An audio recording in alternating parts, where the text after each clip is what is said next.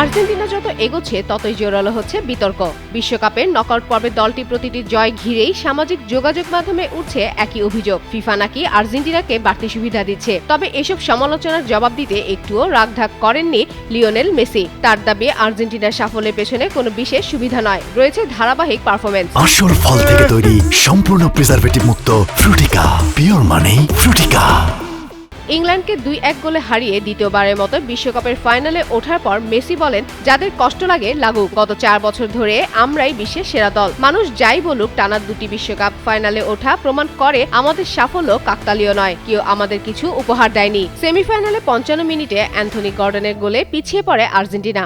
তবে শেষ দিকে ম্যাচের মোড় ঘুরিয়ে দেন মেসি। তার দুটি দারুণ অ্যাসিস্ট থেকে গোল করেন অ্যানজো ফার্নান্দেজ ও লাউতারো মার্টিনেজ। তাতেই 2-1 ব্যবধানে জয় তুলে নিয়ে আবারও ফাইনাল নিশ্চিত করে বর্তমান চ্যাম্পিয়নরা। সমালোচকদের উদ্দেশ্যে মেসি আরও বলেন, আমরা জানতাম ফুটবলীয় দিক থেকে আমরা তাদের চেয়ে ভালো। যদি হেরে যেতাম তাহলে অনেকে নানা কথা বলতো, কিন্তু আমরা তাদের সেই সুযোগ দেইনি।